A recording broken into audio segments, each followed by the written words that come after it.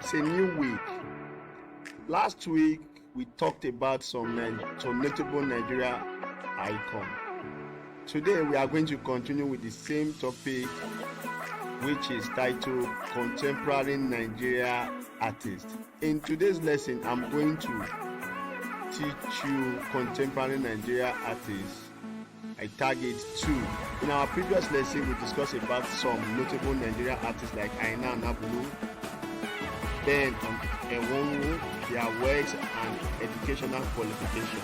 Today we are going to look at Yusuf Grillo and Honorable Baraye.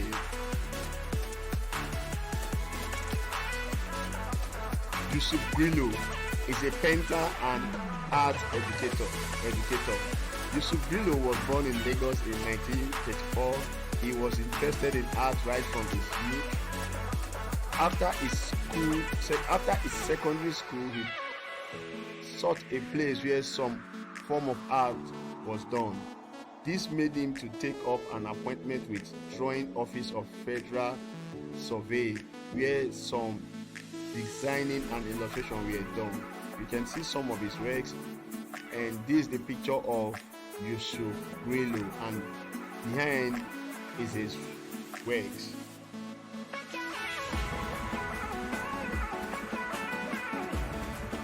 Yes, let's continue with his biography. In 1956, he entered the Nigerian College of Art, Science and Technology, Zaria, and obtained a diploma in fine art, specializing in painting, and later obtained a teacher's diploma in 1961.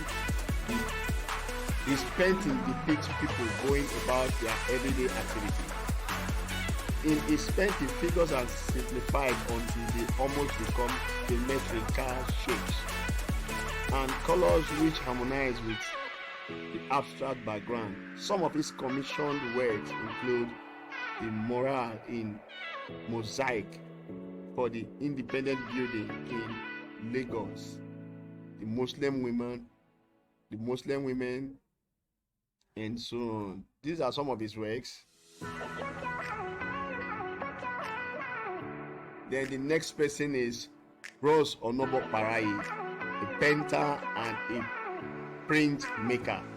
Bros Onobo Baraye was born in 1932 at Agbaroto in Ugele local government area of Delta State. He trained in the former Nigeria College of Art, Science and Technology, Zaria, and obtained a diploma in fine art and art teacher certificate in 1957.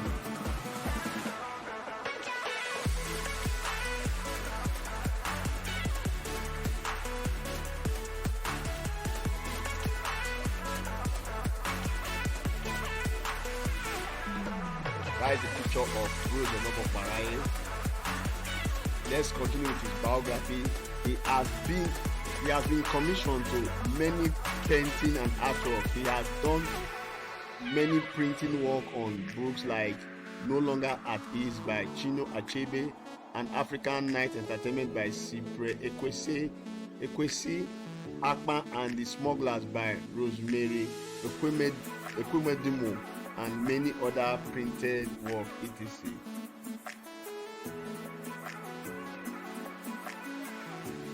And these are some of his illustrations. Okay, let's go back to his biography. He developed a lino technique in 1968, in which low relief nylon is invested with a bronze coating. In 1972, he involved yet another technique which he called plastocast, by casting plasters for deep etching in plasters.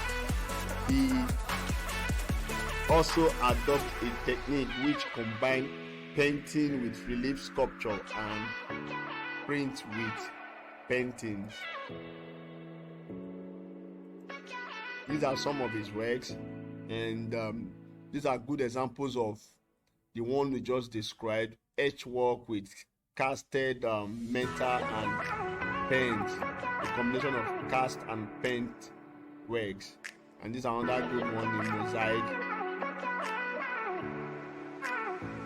Then some of his commissioned work include the freezer in the University of Lagos 1963, the 14th station of the bus at St. Paul Church, Ebute Meta Lagos, which is a mural, and etched glass mural at the Murtala Muhammed International Airport, Lagos 1978, both Zagata Builder at Work 1975. And these are good examples of some of these works exhibited. Who is building things, some with a brush, some with a shovel, some choose a pen.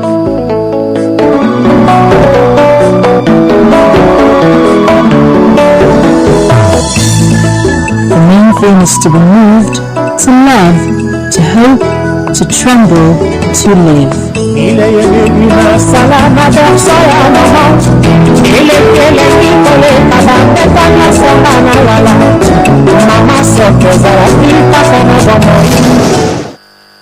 A great writer once said that there is no art to find a mind's construction in the face. Those words aptly describe the situation in Mushi, a suburb in Lagos State, which houses veteran artist Bruce Onogwaikweya, who is on his feet and hard at work, with an assistant eagerly following instructions on this piece.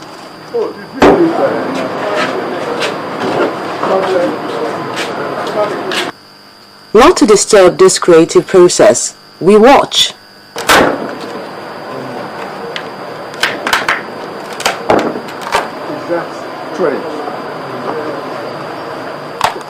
When the time is right, we sit down and chat about 50 years of creating, discovering, and perfecting several techniques in printmaking, relief sculpture, and painting. It's a pleasure to have you on Art House, Professor Bruce Onogwaikweya. Thank you very much. You're a great example of an experimental artist. Now, back in the old days, what made you dare to be different? Like a child who plays with toys. You get tired of a particular toy, and then you get a new toy, and then you get excited and you work with it. Again, you get tired, and so you move to another one. That is how experimental art is. You pick one medium, you work at it, you try to extend it as far as possible, and then when you're done with it, before you're done with it, something new has emerged from it, and then you start exploring that, and so you go on forever. That is what experimental art is about. Moving from one inspiration to another one. Like it's possible to draw a line that will connect everything, but one thing is leading to another one, which is a little different, another one a little different, and so on and so forth. This multi-talented artist was born on August the 30th, 1932 in Agbaroto, Delta State. He stayed there till his family moved to Benin City, Edo State, where he attended the Western Boys High School.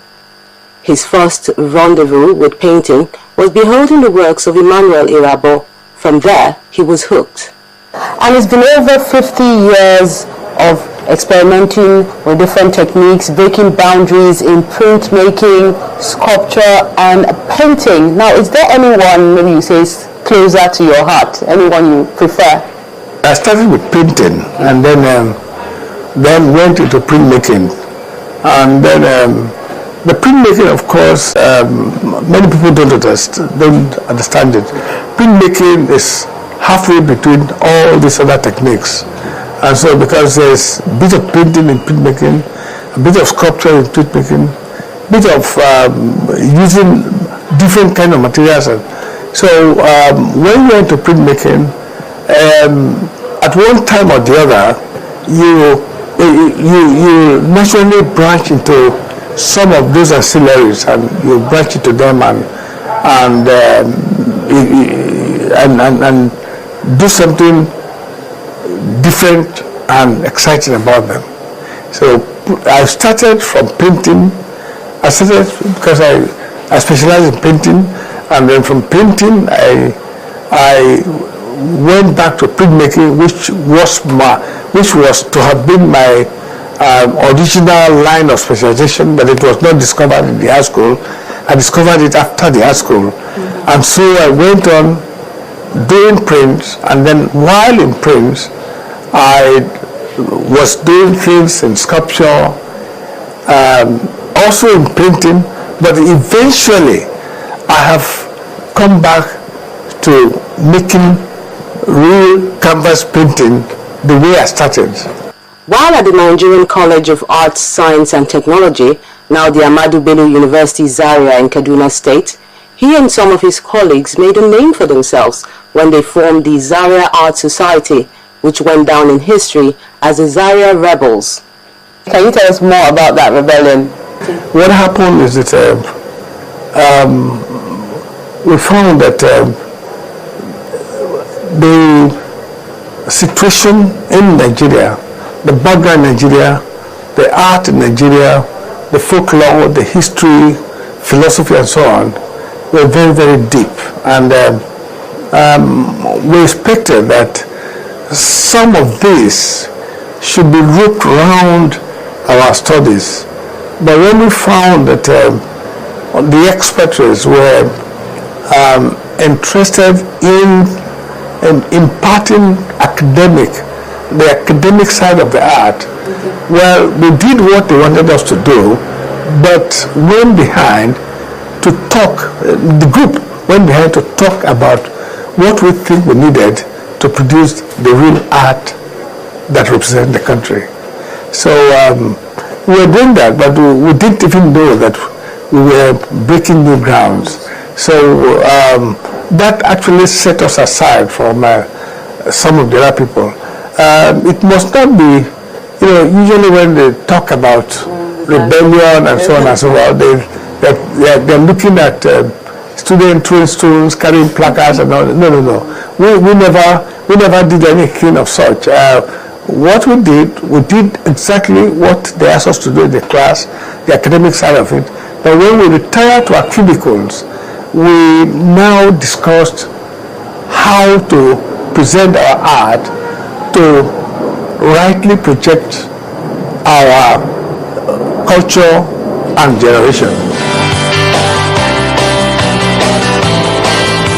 Establishing the Hamatan Workshop in Delta State in 1998 was one way to ensure that he gives back to his community. The Bruce Omobai Foundation has begun the Hamatan Workshop series, which started in 1998 in Agbaruto, Delta State. Now, will you say charity begins at home? Charity begins at home, yes. But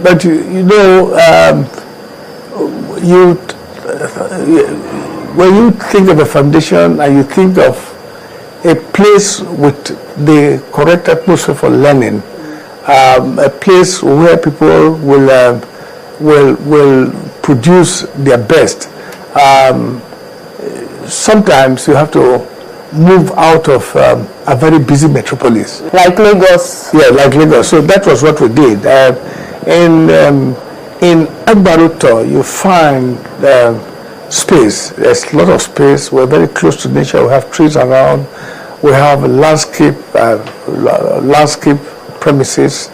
We have been able to put channels where artists will say, put up main buildings where they work and so on as well.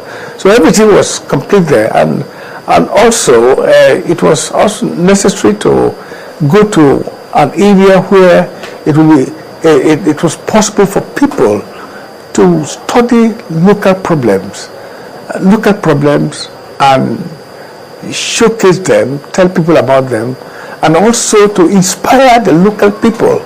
You want to inspire the local people to feel that there's something great coming from them. Not only that you have to go to Lagos and go abroad to America or to Europe before they can feel great.